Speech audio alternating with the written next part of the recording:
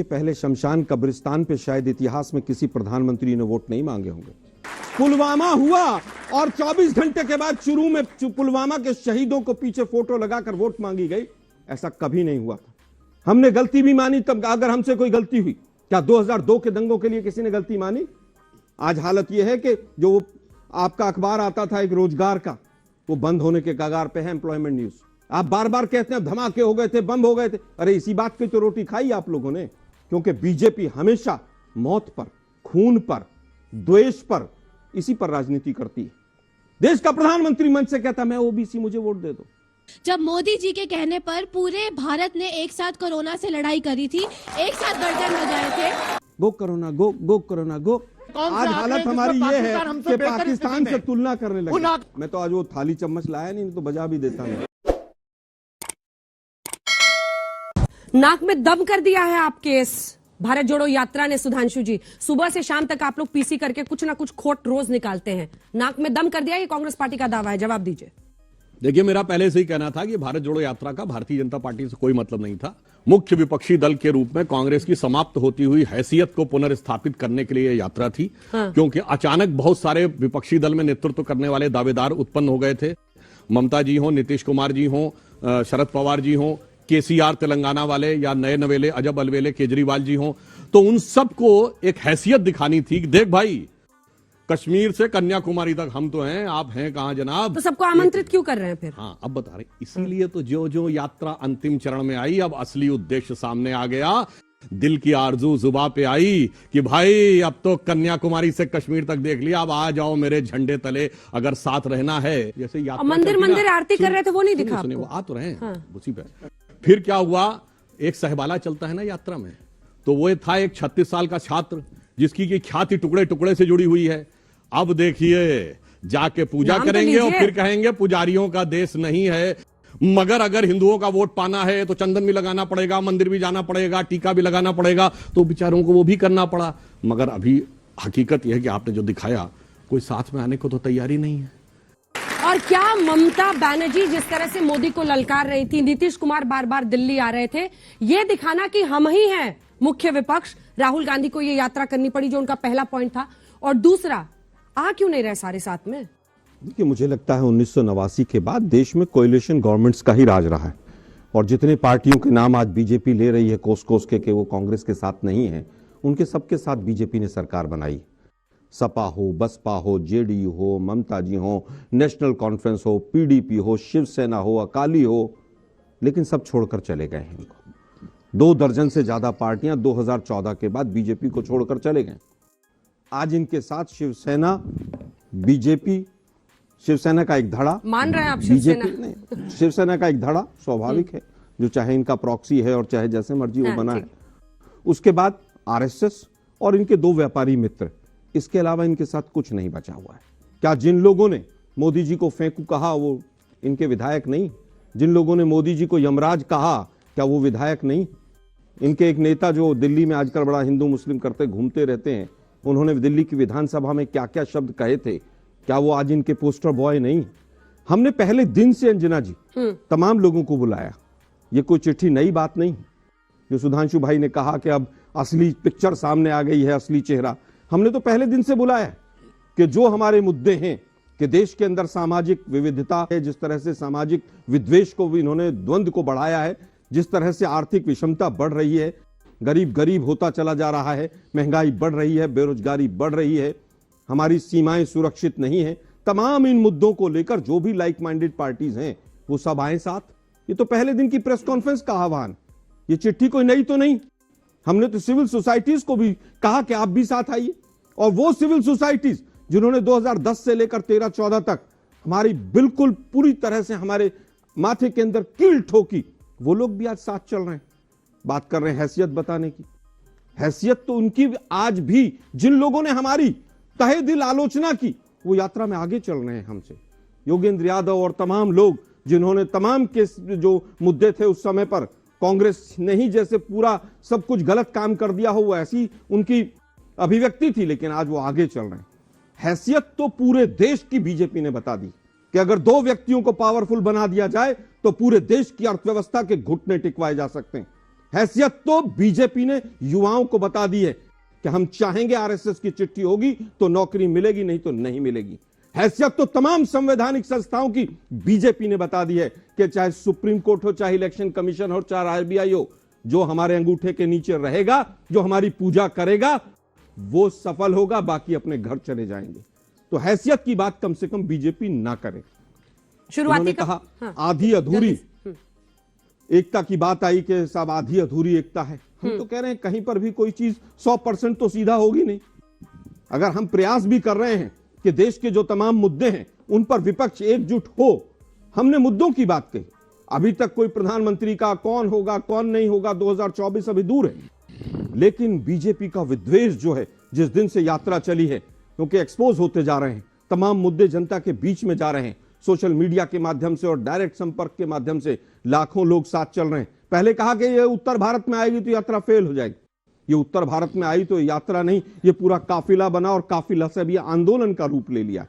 मुझे लगता है कि बीजेपी के पेट में दर्द होना बिल्कुल वाजिब है और बीजेपी की नींद हराम है। इनकी जो फेक न्यूज की फैक्ट्री है वो दिन रात काम कर रही है, लेकिन अब जनता इनकी नहीं सुन रही। ठीक है भाटी साहब, बीजेपी के पेट में दर्द हो लेकिन आपकी बाहें क्यों नहीं खुली? अखिलेश यादव ये क्यों कहने लगे कि उनकी नीतियां अलग है, वो अलग? आप भी बार बार कहते हैं समाज को तोड़ते हैं, तो जुड़ जाते भारत जोड़ो से। सुधांशु त्रिवेदी जी ने अपनी बात इन शब्दों के साथ शुरू की कि भारत जोड़ो यात्रा से भारतीय जनता पार्टी का कोई लेना देना नहीं है। भारत जोड़ो से भी कोई लेना देना नहीं है, ये तो भारत तोड़ो पार्टी है। भारत तोड़ो के लिए अगर कोई बात करेगा तो बड़े प्रसन्न हो जाएंगे। अगर कोई बात करे गोली मारो, अगर कोई बात करे छुरे पहना के रख लो घर में। खुलेआम दिल्ली में, देश की राजधानी में एक निर्वाचित सांसद खड़े होकर भाषण देता है किसी वर्ग विशेष के लिए कि इनका बहिष्कार करो, इनकी दुकानों से सामान मत खरीदो, जहां ये मिला इनकी पिटाई करो। हो क्या रहा है देश में? ये भारत तोड़ने का षड्यंत्र नहीं है?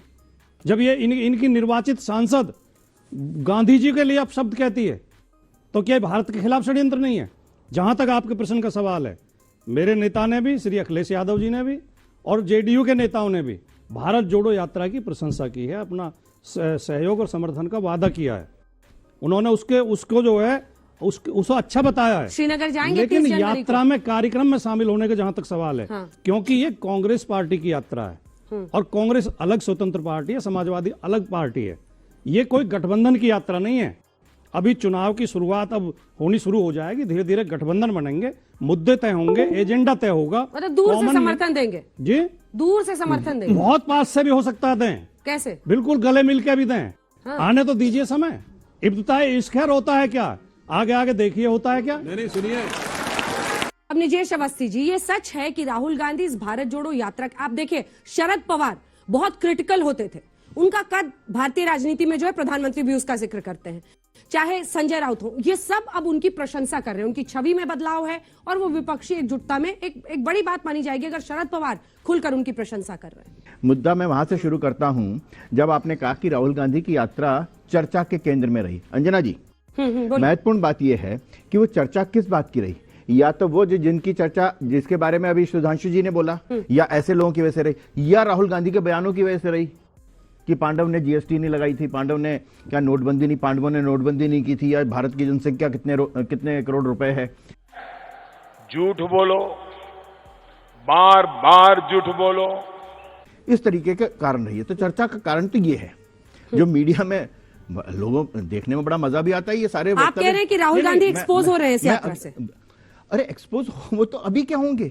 किसी को लगता है कि कोई नई बात है, किसी को लगा कि पहली बार उन्होंने ऐसा कहा है, कोई हंसी भी नहीं आती अब तो। असली बात यह है कि आप जिस विपक्षी एकता की बात कर रही हैं, वो विपक्षी एकता वहां पर होती है जब कोई मुख्यमंत्री जो है ना, जब शपथ लेने होता है तो कर्नाटक में आपने देखा था सारे हाथ मिला के खड़े हो गए। जब चुनाव का वक्त आया, सत्ता का वक्त आया, सब अलग अलग हो गए, कोई एक दूसरे के साथ नहीं है। अरे कहना क्या चाहते हो? ये विपक्षी एकता एक ऐसा फार्मूला है। विपक्षी एकता का मुद्दा क्या है? एकमात्र मुद्दा क्या है? नरेंद्र मोदी हटाओ, देश की बात कहीं नहीं है। सर, राहुल गांधी जी जो भारत जोड़ो यात्रा चला रहे हैं, वो भारत टूटा हुआ था ही कब? जो सरदार वल्लभ भाई पटेल ने भारत जोड़ा था, क्या वो भारत जुड़ा नहीं था क्या उस टाइम, जो कि राहुल गांधी जी को ये कदम उठाना पड़ा? ठीक, भारत जोड़ो यात्रा का जो मूल उद्देश्य था कि आज सामाजिक तरीके पर पूरी तरह से एक गरीब और अमीर की खाई बढ़ती चली जा रही है।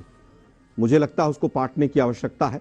और भारत जोड़ो यात्रा की मेरे छोटे भाई ने शायद पूरी तरह से उसको पढ़ा नहीं कि वो किस वजह से है। केवल ज्योग्राफिकली नहीं होता है, और आज ज्योग्राफिकली भी, भौगोलिक आधार पर भी चाइना जिस तरह से जगह जगह घुसकर बैठ गया है हमारी जमीन पर, वो उसके खिलाफ भी बोलने की आवश्यकता है। लेकिन दुर्भाग्य है कि कोई बोल नहीं रहा है, ना कोई सवाल पूछता है। बीजेपी के सांसद जब पार्लियामेंट तक में कहते हैं कि वो अंदर घुस आया है, उसके बाद भी प्रधानमंत्री कहते हैं ना कोई घुसा है, ना कोई घुसा है, ना कोई आया है, ना कोई आएगा। पता नहीं क्या क्या बोला उन्होंने। आज हालत ये हो गई है कि सामाजिक आधार पर, धार्मिक आधार पर, जातिगत आधार पर पूरे देश को इस तरह से बांटकर इन लोगों ने छोड़ दिया है, और बिना एकता के, बिना सौहार्द के, बिना सामाजिक सौहार्द के देश तरक्की नहीं कर सकता है। इससे पहले कि आप आलोक जी आगे जाएं, एक बार यहाँ पर बच्चों से पूछ लें, आप में से कितने लोगों को लगता है कि भारत जोड़ो यात्रा की जरूरत इस देश में है? हाथ उठाइए। इधर से 1 2 3, इधर से 4 5 6 7 8 लोगों ने हाथ उठाया है आलोक जी, और ये सारे छात्र हैं, अलग अलग स्ट्रीम्स में पढ़ाई कर रहे हैं। एक रैंडम सैंपल है आप, एक रैंडम सैंपल है आप। अच्छा, मैं इसीलिए कह रहा हूं कि जब कोई भी चीज है, कोई भी विषय, लोकतंत्र की खूबसूरती ही यह है कि 8 लोग जो हैं उनका भी महत्व है। लेकिन दुर्भाग्य, जिस तरह से तमाम संवैधानिक संस्थाओं को खत्म करके केवल एक ही संवैधानिक संस्था और एक ही विचारधारा रहे, मोनोपोली के आधार पर, जिसका नाम आरएसएस है, उसी के खिलाफ ये यात्रा है।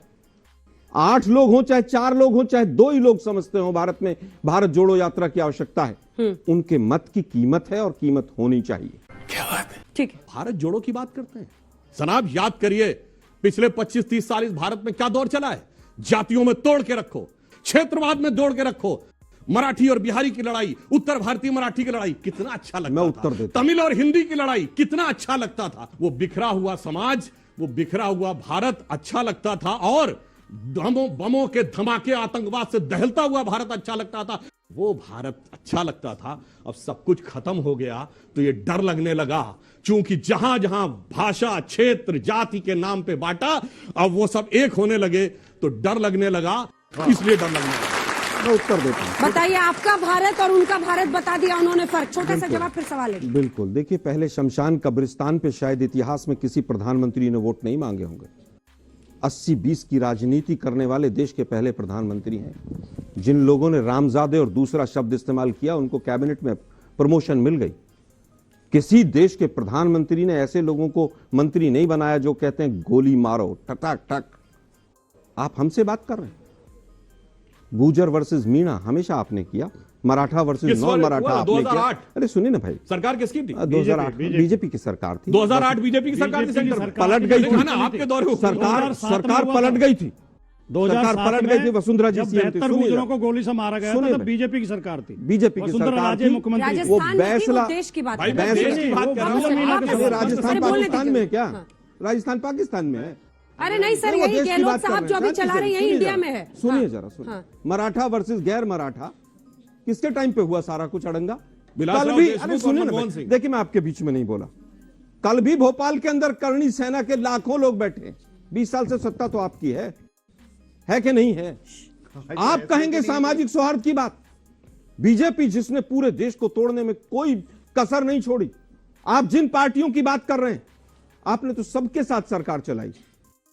केरल गए तो सोमालिया से तुलना, श्रीनगर गए तो ये बाप और बेटी और भाइयों बहनों मित्रों, और 2 महीने बाद सरकार बना ली। फिर यही हुआ था ना।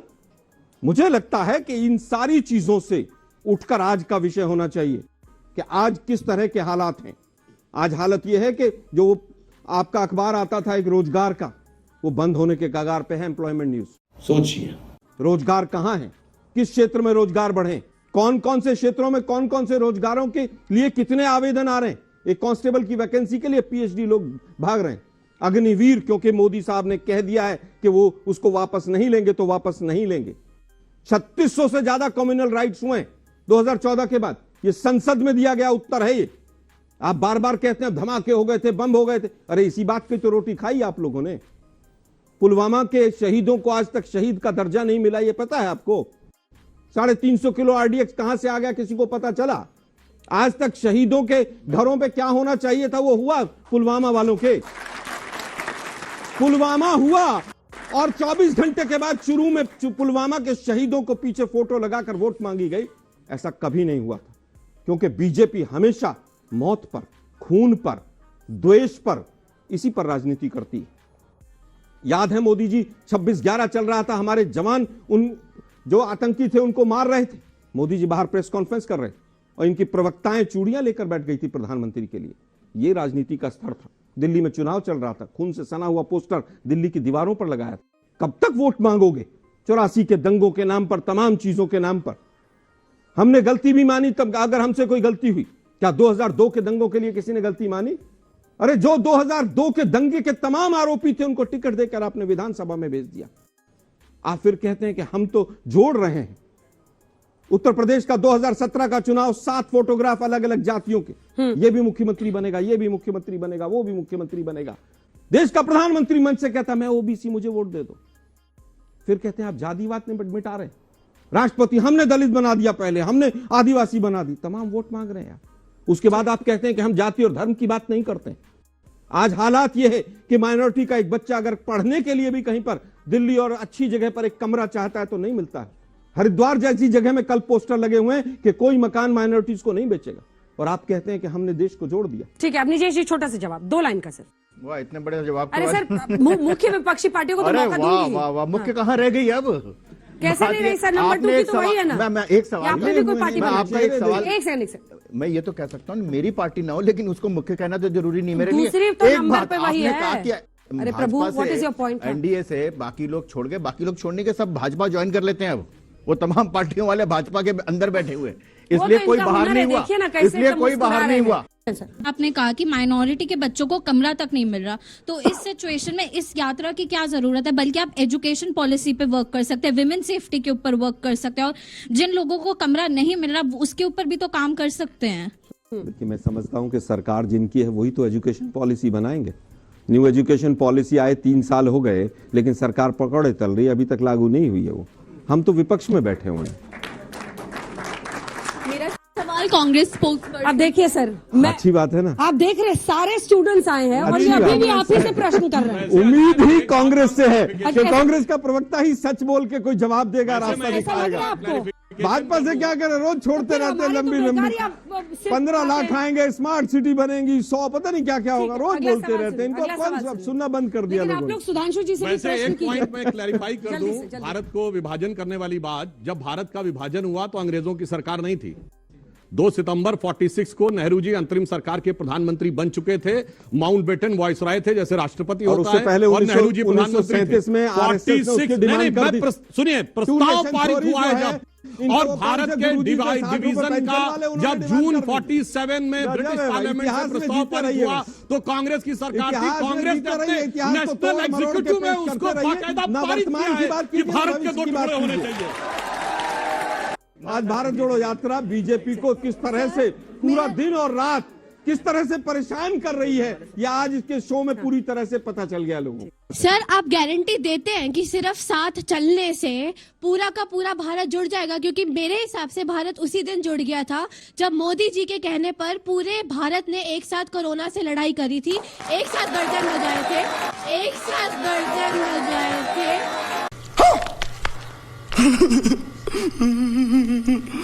जुड़ जाएगा चलने से भारत। बिल्कुल, देखिए कोरोना में सब साथ थे। मैं तो आज वो थाली चम्मच लाया नहीं तो बजा भी देता मैं। सब साथ थे, और दिया बत्ती और गोबर का लेप और गोमूत्र सब साथ थे। लेकिन उसके बावजूद 50 लाख लोगों की मृत्यु हुई, और उसके बावजूद गंगा का किनारा लाशों से पट गया, और उसके बावजूद आज सरकार कहती है कि अगर किसी की मौत वैक्सीन लेने से होती है तो सरकार जिम्मेदार नहीं। और उसी के बाद यह हुआ कि लाखों लोग, करोड़ों लोग बेरोजगार हो गए, और उसी के बाद यह हुआ कि 700 किसान वहां पर बॉर्डर पर बैठकर शहीद हुए, उसको सुनने वाला कोई नहीं रहा। कोविड को मोविड किसने बोला? पूरी दुनिया में कोई विपक्षी दल है जिसने कोविड को मोविड बोला हो? और इनको बड़ा रखता थाली बजाने से और दिया जलाने से कोरोना भाग जाएगा, तो चरखा चलाने से अंग्रेज भाग रहा था। छोटा सा जवाब। मोदी जी ने उस समय थाली और दिए को एक प्रतीक बनाया कि कोरोना से लड़ने के लिए पूरा राष्ट्र खड़ा हो। हौसला, उन्होंने कहा था कोविड वॉरियर्स का हौसला बढ़ाने के लिए। इसके आगे भी बहुत कुछ हुआ। वो लोग मंत्री थे और आज भी मंत्री हैं, गो कोरोना गो, गो कोरोना गो, वो वाले मंत्री हैं आज। उसके बाद क्या हुआ? उसके बाद यह भी हुआ कि जो हमारे कोरोना वॉरियर्स थे उनके ऊपर फूल भी बरसाए गए, लेकिन बाद में तनख्वाहें नहीं दी गई। उन्होंने धरने और प्रदर्शन किए। एम्स के नर्सिंग स्टाफ ने 2.5 महीने तक जिस तरह से वहां पर धरने और प्रदर्शन किए वो भी देखा।